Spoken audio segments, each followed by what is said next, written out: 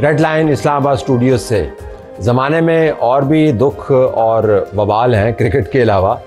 आज क्रिकेट पर हम प्रोग्राम कर सकते थे, लेकिन जो कुछ कहा जा चुका है पिछले 24 घंटे में, जो कुछ तज्ज़िये हो चुके हैं, उसमें हम इजाफ़ा नहीं कर सकते, ना ही उससे हट के आपको बता सकते हैं। जो मामलात हैं वो सब आपके सामने हैं, लेकिन हमें मामलात उन पर भी नज़र रखनी चाहिए जिनका बराह रास्त ताल्लुक़ पाकिस्तान के अहम तरीन इश्यूज़ के साथ है, जिसमें पाकिस्तान का नंबर 1 इशू सिक्योरिटी रिलेटेड है।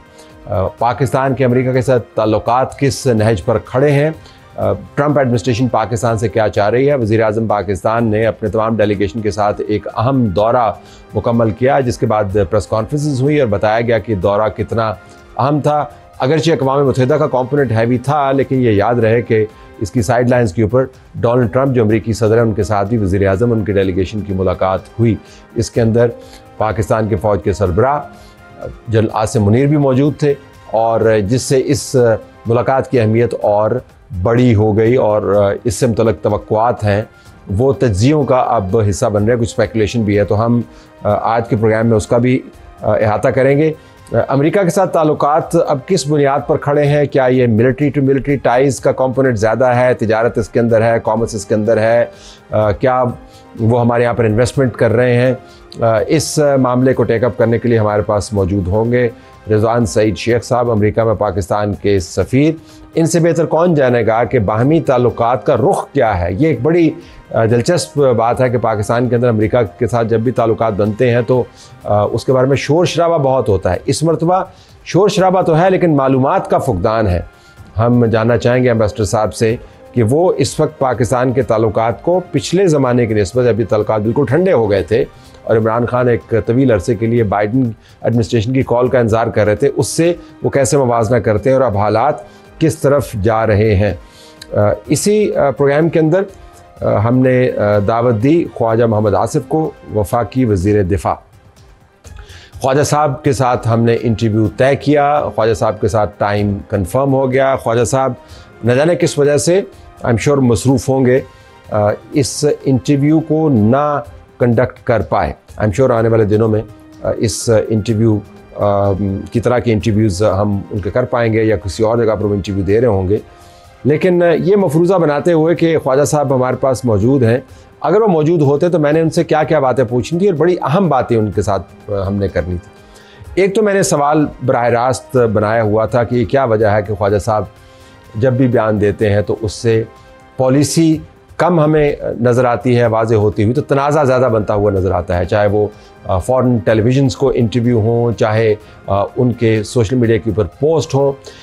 इतना बड़ा समिट था, इतना बड़ा इकट्ठ था जनरल असम्बली का, वहाँ पर इतनी बड़ी बड़ी बातें हुई, लेकिन पाकिस्तान के अंदर बहुत दिनों तक ये बहस हाईजैक हो गई कि पाकिस्तान असल में क्या हिस्सा डाल रहा है बैनुल-अक़वामी मामलात में, और हाईजैक करने वाला इशू एक ख़ातून की तस्वीर का था जो सिक्योरिटी काउंसिल है UN की, उस की एक मीटिंग में उनके पीछे वो तशरीफ़ फरमा थी, डॉक्टर शमा जुनेजो। उसके बाद ख्वाजा साहब ने सोशल मीडिया पर पोस्ट की, मुझे इल्म नहीं है कि ये ख़ातून कौन है, इसको कहाँ पर कौन उनको वहाँ पर लाया। जो एग्जैक्ट ख्वाजा साहब ने बात की, उन्होंने कहा कि सलामती काउंसिल में ये तकरीर वज़ीर-ए-आज़म क्योंकि सिर्फ मसरूफ़ थे, इसलिए इनकी जगह तकरीर मैंने की। यह ख़ातून या किसी ने मेरे पीछे बिठाना था, दफ्तर ख़ारजा की सवाबदीद इख्तियार था और है। ये ख़ातून कौन है, वफ़द में हमारे साथ क्यों हैं, इनको मेरे पीछे क्यों बिठाया गया, इन सवालों का जवाब दफ्तर ख़ारजा ही दे सकता है। और दफ्तर ख़ारजा ने जब इसका जवाब दिया तो उन्होंने कहा जी कि हमारा इन ख़ातून की इस सलामती काउंसिल की मीटिंग में और उनके कार्ड के इजरा के साथ कोई ताल्लुक़ वास्ता नहीं है। इसके ऊपर इसहाक़ डार साहब जो डिप्टी प्राइम मिनिस्टर हैं और फॉरेन मिनिस्टर हैं, उन्होंने भी बयान दिया। तो वज़ीर दिफा ने, पाकिस्तान के डिप्टी प्राइम मिनिस्टर और वज़ीर ख़ारजा ने और दफ्तर ख़ारजा ने इनको डिसोन कर दिया, जिसके ऊपर इन खातून ने, डॉक्टर शमा जुनेजो ने एक लंबा चौड़ा पोस्ट जनरेट किया। उस पोस्ट के अंदर जो कुछ उन्होंने कहा मैं आपके सामने पढ़ देता हूँ। मैं पिछले कई महीनों से पाकिस्तान और वज़ीर-ए-आज़म साहब के लिए काम कर रही थी। पाक भारत जंग के दौरान मेरी पॉलिसी ब्रीफ, एडवाइस और पॉइंट्स सब कुछ रिकॉर्ड का हिस्सा हैं और महफूज हैं। मुझे वज़ीर आज़म साहब ने अक़वाम मुत्तहिदा की तकरीर लिखने का टास्क दिया और वो ख़ुद वफ़द का हिस्सा बनाया। मेरा नाम बाकायदा एडवाइज़र के तौर पर शामिल किया गया। मैंने उनके साथ सफ़र किया, उनकी और उनकी टीम के साथ एक ही होटल में क़याम किया। इस कॉन्फ्रेंस के बाद मुझे प्रोटोकॉल टीम वाले आए, AI की कॉन्फ्रेंस में ले गए, जहाँ पर ख्वाजा आसिफ पीछे और बिलाल और मैं सारा वक्त ना सिर्फ साथ बैठे रहे बल्कि बिलाल ने नई तकरीर भी लिखते रहे। इस तकरीर के बाद हमने मिलकर चाय पी, गाड़ी के इंतज़ार में 40 मिनट बैठे, दोबारा तस्वीरें ली और एक ही कार में तीनों साथ वापस होटल भी आए। ख्वाजा साहब कार में पीछे मेरे साथ बैठे हुए थे। अब ये बड़ा संजीदा मामला है। वज़ीर दिफ़ा इस खातून से मुकम्मल तौर पर कता ताल्लुक़ कर रहा है, वज़ारत ख़ारजा इसको डिसोन कर रहा है, डिप्टी प्राइम मिनिस्टर कहता है कि ये खातून के बारे में हमें पता नहीं है और ये खातून सबको चैलेंज कर रही है। तो मैंने उनसे सवाल ये पूछना था इस हवाले से कि इस खातून को वो क्यों डिसोन कर रहे हैं और ये कौन खातून है जो बबांगे दोहल सारी दुनिया के सामने पाकिस्तान के तमाम अहम तरीन फ़ैसला साज मुंतज़मीन की ऐसी की तैसी कर रही है और वो तमाम लोग जो अमेरिका में मौजूद थे। दूसरा सवाल मैंने ख्वाजा साहब से ये भी पूछना था कि अक्सर और बेशतर उनके जब हम इंटरव्यूज़ देखते हैं तो लगता है कि ख्वाजा साहब उन इंटरव्यूज़ के लिए तैयारी नहीं करके जाते। अभी मेहदी हसन के साथ उनका एक इंटरव्यू हुआ, बड़ा अहम इंटरव्यू था, इस वजह से नहीं कि मेहदी हसन कर रहा था, इस वजह से कि किस मुकाम पर वो इंटरव्यू हो रहा था, किस मौके पर इंटरव्यू हो रहा था, दुनिया कैसे उसको देख रही थी। उस इंटरव्यू के अंदर ख्वाजा साहब बहुत बुरे तरीके से बैक फुट पर नजर आए। तो मैंने उनसे ये पूछना था कि क्या वो इन इंटरव्यूज़ के बारे में कुछ और एंटिसिपेशन लेके जाते हैं, आगे से सवाल कुछ और आ जाते हैं, वो तैयारी क्यों नहीं करके जाते। कि पूरे मैंने उनके साथ सवाल तय किए हुए थे। तो ख्वाजा साहब ने अपने फ़लस्तीनी भाइयों के साथ यकजहती के जो क्रेडेंशियल्स हैं उनको रीइंफोर्स किया और कहा कि मैं तो फ़लस्तीन के साथ बहुत तवील अरसे से मुंसलिक हूँ और वो दुरुस्त भी बात कर रहे हैं और मेरा ट्विटर अकाउंट इस बात की गमाजी करता है। और फिर सवाल बागराम एयरबेस के बारे में भी था। जब डोनाल्ड ट्रंप कहता है कि तालिबान के साथ हम बागराम एयरबेस का मामला तय कर रहे हैं तो पाकिस्तान की इसके ऊपर पॉलिसी क्या है। ईरान के ऊपर अगर सैंक्शंस लगती हैं तो जो कि लगाई हैं यूरोपियन यूनियन ने, तो पाकिस्तान के ताल्लुकात ईरान के साथ कैसे होंगे। सऊदी अरब के साथ जो मुआहदे की बात हो रही है, वज़ारत दिफ़ा से इसका ताल्लुक़ है, वो मुआहदा तो हमारे सामने आ गया। इस तरह के मुआहदे दूसरे ममालिक भी करना चाह रहे हैं, ईरान के बारे में कहा जा रहा है। तो ख्वाजा साहब से हमने ये 8-10 सवाल रिकॉर्ड की दुरुस्ती के लिए तैयार किए हुए थे, वो हमारे इंटरव्यू में नहीं आ पाए, लेकिन मैंने आपको बताना था कि अगर आते तो ये तमाम मामलात हमने उनके साथ टेकअप करने हैं। और इसके साथ साथ DGISPR का कश्मीर के मुख्तलिफ जामियात के तलबा से खिताब 15 सितंबर की वीडियो है, वो आज सामने आई है और इसका तनाज़र बनता है 29 सितंबर को जो आज़ाद जम्मू कश्मीर में जम्मू और कश्मीर जॉइंट अवामी एक्शन कमेटी का एहतजाज है, उसका पस मंज़र ये बनता है। इस एहतजाज की कैफियत क्या है, एहतजाज क्यों हो रहा है, और जो DGISPR ने बातें की जिसके अंदर ये कहा गया कि एहतजाज हक़ है मगर इंतशार से मईशत को नुकसान होता है, दूसरी बातें भी की गई। क्या इस एहतजाज का अगला स्टेप इंतशार है, इसके ऊपर भी हम आपको आज़ाद जम्मू कश्मीर से ताज़ा तरीन सूरत हाल से आगाही देंगे। नाज़रीन, अमेरिका में पाकिस्तान के सफ़ीर रिजवान सईद शेख साहब हमें ज्वाइन कर रहे हैं वाशिंगटन से। एम्बेसडर साहब, बहुत शुक्रिया, आपने हमें ज्वाइन किया। पाकिस्तान में अमेरिका के साथ ताल्लुकात एक बड़ी बहस का हिस्सा बने हुए हैं, आपकी नज़र में भी ये मामलात होंगे। अगर मैं आपसे जानना चाहूँ कि पाकिस्तान के जो ताल्लुकात हैं अमेरिका के साथ, उनमें इस वक्त और पहले के ताल्लुकात में फ़र्क क्या है? क्या ये वक्ती मुआनका हो रहा है, वक्ती तौर पर मुसाफा हो रहा है, वक्ती तौर पर अच्छी बातें हो रही हैं, या इसकी कोई गहरी बुनियाद भी है?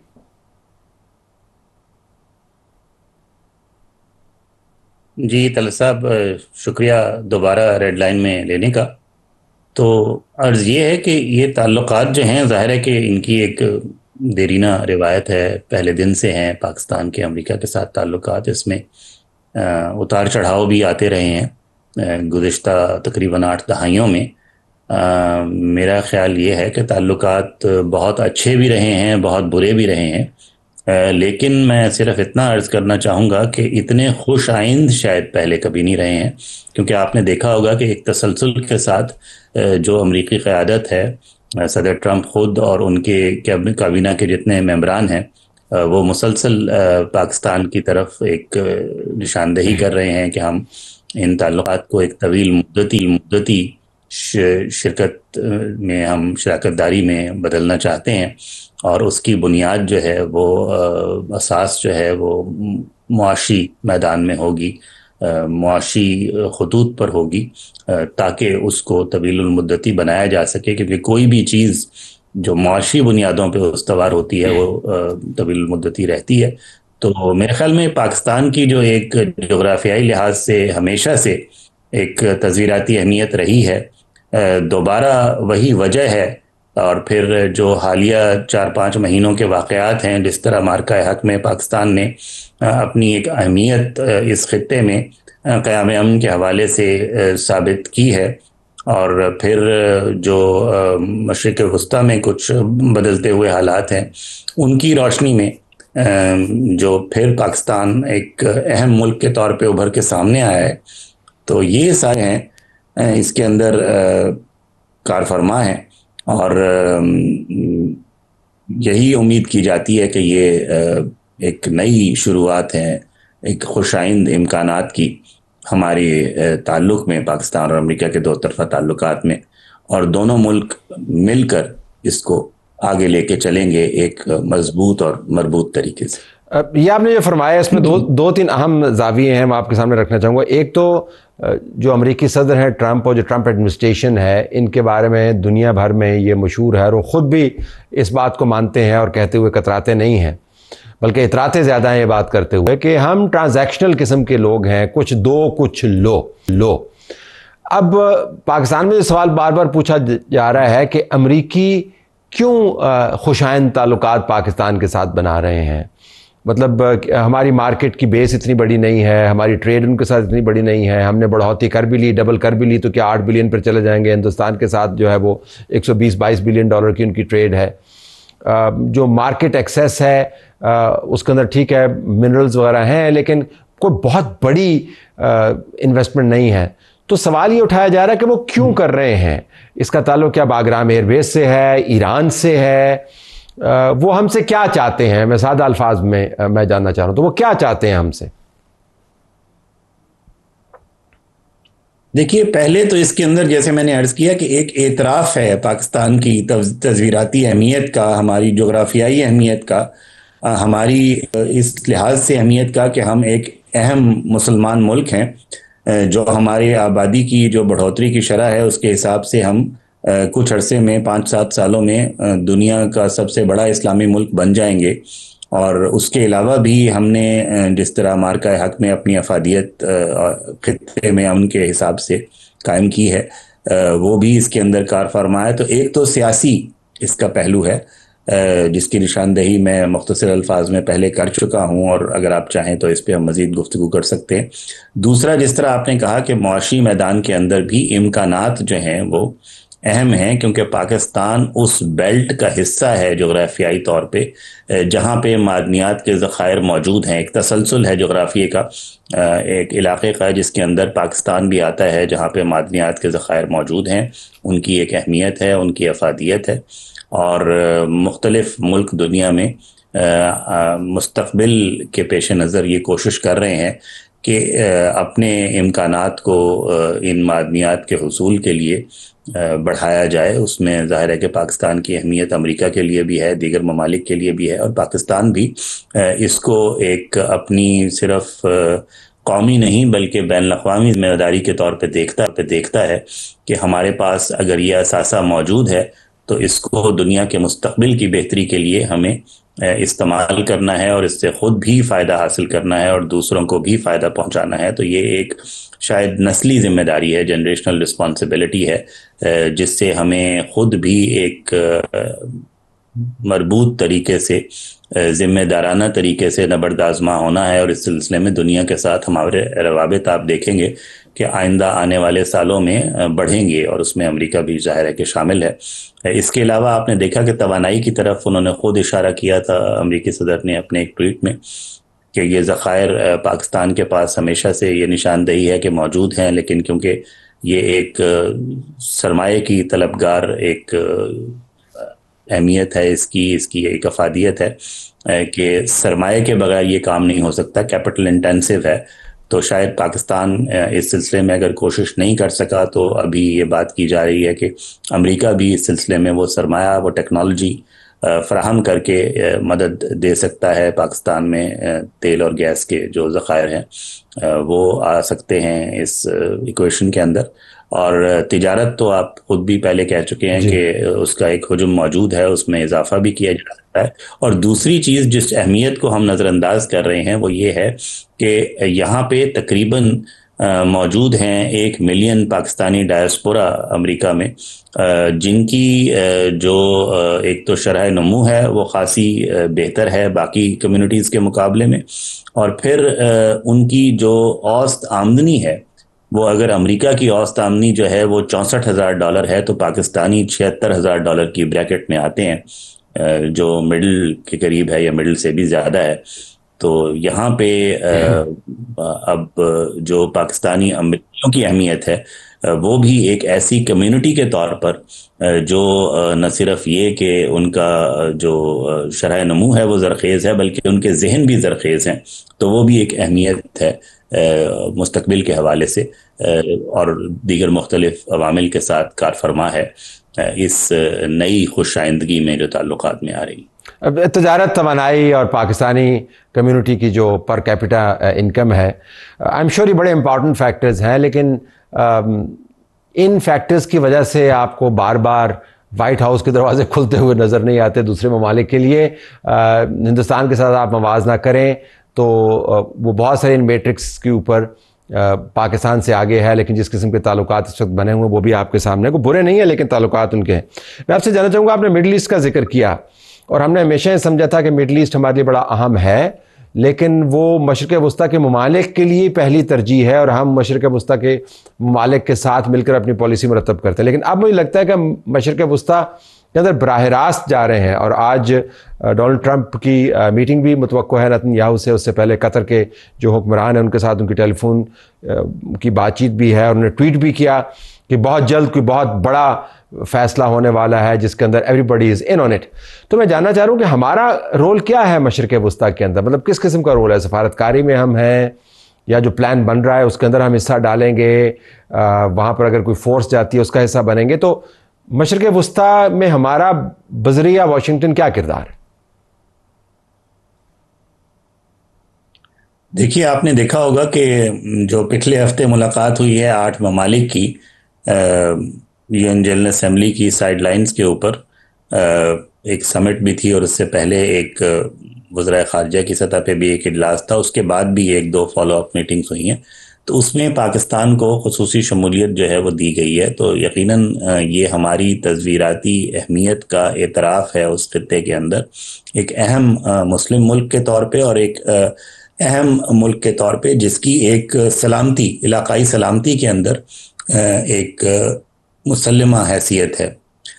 تو ابھی تو وہ پلان جو برآمد ہونا ہے ان ملاقاتوں کے نتیجے میں وہ سامنے نہیں آیا ہے, اور اس کے اوپر ایک گفتگو جاری ہے. آج بھی جیسے آپ نے ایک اہم ملاقات ہے آپ نے جس کی طرف اشارہ کیا, تو اس میں بھی شاید یہ موضوع زیر بحث آئے گا. لیکن جب حتمی طور پر وہ منصوبہ سامنے آتا ہے مشرق وسطیٰ میں اور خاص کر غزہ میں سیز فائر اور قیام امن کے سلسلے میں, تو اس میں ان 8 ممالک کا جنہوں نے اس میٹنگ میں اس شمولیت اختیار کی تھی, یقیناً کوئی نہ کوئی کردار ہوگا. تو پہلے تو ہمیں اس منصوبے کے خد و خال کا انتظار کرنا چاہیے کہ وہ خود کیا کہتا ہے, اور پھر اسی میں سے کس ملک کے حصے میں کیا اہمیت, کیا افادیت یا کیا کردار آتا ہے وہ اسی میں سے نکلے گا. لیکن ان میں سے کسی بھی امکان کو ظاہر ہے کہ فی الحال نہ نظر انداز کیا جا سکتا ہے, نہ اس کی افادیت کو اجاگر کیا جا سکتا ہے. ہمیں میرا خیال ہے کہ پہلے قدم کے طور پر انتظار کرنا ہوگا کہ وہ حتمی منصوبہ ہے کیا جس کے اندر یہ 8 ممالک یا دنیا کے دیگر ممالک اپنا کوئی کردار ادا کر پائیں گے. لیکن پھر بھی یہ امر مسلمہ ہے اور ثابت ہے حالیہ واقعات سے کہ پاکستان اس سلسلے میں ایک اہم کردار ادا کرنے کی صلاحیت رکھتا ہے جس کی بنیاد پر یہ شمولیت دی گئی ہے. جی امبیسڈر صاحب، آپ کا بہت شکریہ، آپ نے ہمیں جوائن کیا. باتیں کرنے کو ہیں لیکن آپ کا وقت کم ہے، ہم کسی اور وقت کے لیے اٹھا رکھتے ہیں یہ معاملات. آپ نے ہمیں جوائن کیا واشنگٹن سے. ناظرین، پاکستان امریکہ کے تعلقات کس رخ جا رہے ہیں؟ بڑے واقعات کے اندر پاکستان کی مرکزیت کیا ہے؟ اور ٹرمپ ایڈمنسٹریشن ہم سے کیوں انگیجڈ ہے؟ رضوان سعید شیخ صاحب اس کے اوپر ریفلیکٹ کر رہے تھے. پروگرام ہمارا جاری ہے.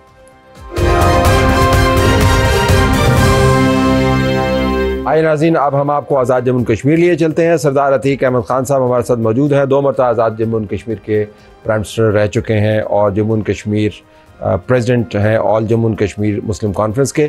سردار صاحب، آپ کا بہت شکریہ. آج کی جو احتجاج کی کیفیت ہے اس کے اوپر متضاد رپورٹس آ رہی ہیں. میں پاکستان ٹیلی ویژن کی طرف سے جو رپورٹس دیکھ رہا تھا اس کے اندر کہا کہ جو انتشاری ہیں ان کی طرف سے فائرنگ ہوئی اور تشدد کا رویہ اپنایا گیا. ان کے جو میں ویڈیوز دیکھ رہا تھا ان کے اندر کہا جا رہا ہے جی کہ ہم پر گولی چلی، اور وہ الزام لگاتے ہیں کہ آپ کی جماعت کا کوئی پروسیشن تھا اس کی طرف سے یہ واقعہ ہوا. تو آپ کی اسیسمنٹ کیا ہے اس وقت؟ گراؤنڈ کی صورتحال کیا ہے اور حقائق کیا ہے؟ سر 2 گزارشات ہیں. ایک تو یہ ہے کہ سارا میڈیا ابھی تک اویلیبل نہیں ہے تاکہ دونوں طرف سے درست میکسیمم معلومات آ سکیں. دوسری بات یہ ہے کہ مسلم کانفرنس تقریباً اپنے 91 سال میں داخل ہو چکی ہے. اس کی ساری تاریخ اگر آپ دیکھیں تو اس کی تاریخ میں تشدد کا کوئی ایک واقعہ بھی آپ کو کہیں نہیں ملے گا. کوئی غالب گلوچ کا کوئی واقعہ نہیں ملے گا، کوئی بد تہذیبی کا واقعہ نہیں ملے گا، غیر شائستگی کا واقعہ نہیں ملے گا پورے 91 سال میں. اس لیے جو اطلاعات مل رہی ہیں ہمیں اس وقت ہیں، مزید تفصیلات ملیں گی تو معلوم ہوگا. وہ یہ ہے کہ ایک پرامن جلوس تھا، اس کو راستے میں روکا گیا، پھراؤ کیا گیا اور وہاں پر ایک کلیش کی صورت پیدا ہو گئی. یہ افسوسناک ہے. کسی انسان کا زخمی ہونا، کسی انسان کی جان کا جانا، اس طرح کا تصادم ہونا سیاسی معاملات میں بہت افسوسناک ہے. اس پر ہم دکھ کا افسوس کا اظہار کرتے ہیں. لیکن میں یہ بات ذمہ داری سے کہتا ہوں کہ مسلم کانفرنس کی ساری تاریخ میں کوئی ایک قابل ذکر واقعہ ایسا نہیں ہے جس میں تشدد کے واقعات ہوں اور اسلحہ کے استعمال کے واقعات ہوں، پتھراؤ کے واقعات ہوں، مار پیٹ کے واقعات ہوں. ہم سارا عرصہ پرامن سیاست کے حامی رہے اور اسی کے ذریعے یہ اپنا سارا وقت نکالا ہے. یہ سب کچھ جو ہو رہا ہے بڑے نازک موڑ پر ہو رہا ہے اور آپ نے بہت سارے نازک موڑ آزاد جموں کشمیر کی تاریخ کے دیکھے ہیں، لیکن اب حالات اس سے بھی زیادہ آپ سمجھیں پریشان کن بن سکتے ہیں پاکستان کے لیے. یہ جو جوائنٹ عوامی ایکشن کمیٹی ہے، یہ کیا واقعتاً لوگوں کی ڈیمانڈز کو ریپرزینٹ کرتی ہے؟ یہ کون لوگ ہیں؟ ذرا میں آپ کے تجربے کے پیش نظر جاننا چاہوں گا کہ آپ کی اسسمنٹ کیا ہے، اس کو کون چلا رہا ہے، یہ کون لوگ ہیں اور یہ معاملات جو اٹھاتے ہیں وہ کیوں ہر سال 1.25 سال کے بعد جو ہے دوسری مرتبہ اتنے بڑے پیمانے پر خبر بن جاتے ہیں؟ طاہر صاحب، محترم گزارش یہ ہے کہ عوامی ایکشن کمیٹی کو 16، 17، 18 مختلف عناصر کا مجموعہ ہے جس میں کوئی قابل ذکر جماعت اگر آپ کہیں تو ایک جموں و کشمیر لبریشن فرنٹ ہے جو سیاست میں پوری طرح، انتخابات میں پوری طرح انوالو نہیں ہے. دوسری UKPNP ہے جس کا نیٹ ورک کینیڈا، امریکہ اور یورپ میں ہے. آزاد کشمیر میں اکا دکا لوگ ہیں، باقی کوئی قابل ذکر جماعت موجود نہیں ہے. ایک بات تو یہ ہے. دوسری بات یہ ہے کہ جو لوگ اس میں شامل ہیں ان میں بہت بڑی تعداد بہت اچھے لوگوں کی ہے، محب وطن لوگوں کی ہے، پرو پاکستان ہے، پرو کشمیر ہے، پرامن لوگ ہیں. ان نے معاملات جو ہے وہ ابتدائی اس سے شروع کیے تھے، مطالبات اور مسائل سے شروع کیے تھے، لیکن رفتہ رفتہ یہ 16-17 عناصر کا مجموعہ ہے. اس میں بہت اچھے لوگ بھی موجود ہیں لیکن بہت انتہا پسند طبیعت کے لوگ بھی موجود ہیں جنہوں نے سارے عرصے میں، اگر آپ سوشل میڈیا دیکھیں تو اس میں گالم گلوچ ہے، سوشل میڈیا بھرا پڑا ہے. اور پھر سب سے زیادہ یہ ہے کہ ان کے چیئرمین جو ہیں ڈاکٹر توقیر گیلانی صاحب محترم، ان کی تقریر ہے سوشل میڈیا پر ابھی بھی اویلیبل ہے، اس کے بعد آپ نکال کر دیکھ سکتے ہیں. انہوں نے تقریر میں کہا ظفر آباد میں کہ ہمارا مسئلہ آٹا چینی چاول نہیں ہے، یہ ہم پہلے بھی کھاتے تھے، بجلی پانی نہیں ہے. یہ ڈاکٹر توقیر گیلانی صاحب کے الفاظ ہیں، کوئی زیر زبر کی غلطی ہو سکتی ہے لیکن ایک اجتماع میں ان کی تقریر ہے. تو اس طرح کی صورتحال ہے. اس میں بہت اچھے لوگ بھی موجود ہیں، محب وطن لوگ بھی موجود ہیں، لیکن کچھ عناصر ایسے ضرور آ گئے ہیں جن کا ایجنڈا بہت مختلف دکھائی دیتا ہے. جو آزاد کشمیر میں جو لگتا ہے کہ جیسے افراتفری، ہنگامہ آرائی اور بدامنی کو فروغ دینا چاہتے ہیں. ان کی تعداد بہت تھوڑی ہوگی کیونکہ ابھی جو حالیہ مذاکرات ہوئے ہیں حکومت پاکستان، حکومت آزاد کشمیر نے کیے ہیں، اس میں ان کی کور کمیٹی ایک ممبر ہے سردار افتخار زمان. उनका सोशल मीडिया पर बयान चल रहा है, कोर कमेटी के मेंबर हैं, वो कह रहे हैं कि हमारे मुतालबात 100% के करीब हल हो गए थे, लेकिन इसके बावजूद हमारे कुछ लोगों ने इत्तेफाक नहीं किया। ये मैं उनकी जुबान से कह रहा हूँ और 2 दिन पहले की बात है। तो ये इस तरह का माहौल है, इसको ठंडे दिल से देखने की जरूरत है। और इसको जिस तरह अड़ोस पड़ोस के ममालिक में मीडिया पर जिस तरह कवरेज और पजीराई दी जा रही है, और राजनाथ सिंह का जो बयान है और अमित शाह का जो बयान है इस सूरत हाल के हवाले से, वो भी काबिल गौर है। और आखिर में बिल्कुल लेकिन अहम तरीन सवाल कि आपकी जमात, जिस तरह आपने फरमाया 9 दहाइयों से ज़्यादा आपकी सियासी एग्जिस्टेंस है, एक बाकायदा रिकॉर्ड है आपका। दूसरी जमातों की मैं तारीख उठा के देखता हूँ, कोई 50 साल से मौजूद है, कोई 60 साल से मौजूद है। हालिया जमातें जो हैं पाकिस्तान तहरीक इंसाफ की तरह, जैसे भी वो बनी, जैसे भी वहाँ पर आई, उन्होंने भी अपना कदम जमाया है। पीपल्स पार्टी ने अपनी तरफ से दोबारा से रिवाइव करने की कोशिश की है। तो ये तमाम जमातों की मौजूदगी में ये अच्छे लोग जो हैं, जो एहतजाज के साथ जुड़े हुए हैं, ये आपकी तरफ क्यों नहीं आ रहे? क्या हो रहा है वहाँ पे? देखिए, ये सारी जमातें शिमला माहिदा के बाद इस तरफ और गुजर दोनों तरफ आना शुरू हुई है। उससे पहले सिर्फ रियासती जमातें मौजूद थी और कायदे आज़म की पॉलिसी यही थी कि सारी 562 रियासतों में ऑल इंडिया मुस्लिम लीग बनानी है, लेकिन जम्मू कश्मीर के अंदर रियासती जमातों को काम करने देना है। और यही पॉलिसी बहुत देर तक चलती रही, ता वक्त है कि शिमला माहिदा हो गया और 2 तरफा ताल्लुकात की बात हो गई, और उसके बाद ये सियासी जमातों की दखलंदाजी हो गई।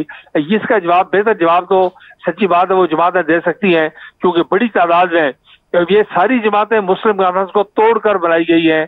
सारी की सारी जमातें 100% जिनका आपने नाम लिया है ये इस वक्त मौजूद है। तो इसका बेहतर जवाब वो दे सकती है कि वो इतनी बड़ी तादाद में असेंबली में है, हुकूमत में है, पार्लियामेंट में है, काबीना में है।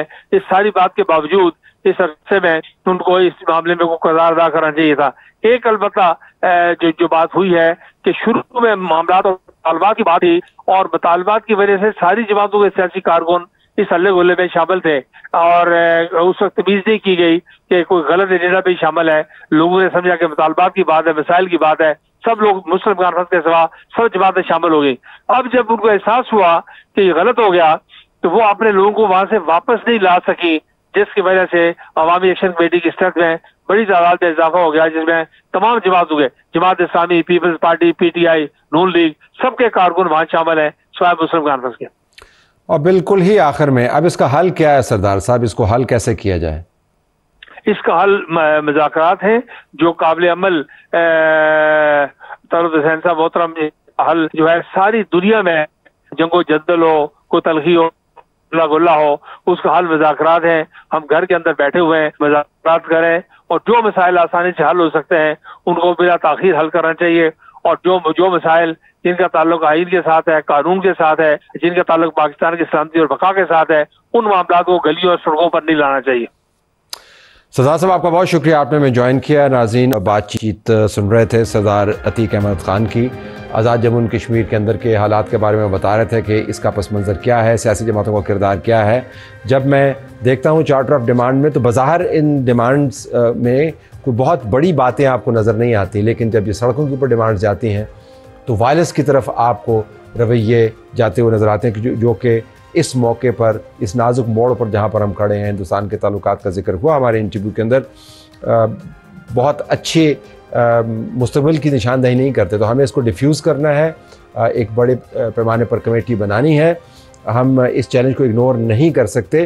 अगर ये चैलेंज इग्नोर हुआ तो फिर हालात ख़राब हो सकते हैं। पिछली मरतबा जब एहतजाज हुआ था तो उसका इख्तिताम बदकिस्मती से किसी अच्छे तरीके से नहीं हो पाया। उम्मीद करते हैं कि हमने माजी की गलतियों से सीखा होगा और बरवक्त इक़दामात के ज़रिए हम पाकिस्तान का जो स्ट्रेटिजिक अंडर बेली जिसको कहते हैं, बहुत ही अहम इलाका, वहाँ पर स्टेबिलिटी वापस ले आएंगे। हम इस मामले को करीब से देख रहे हैं। इजाज़त चाहते हैं। अल्लाह हाफ़िज़।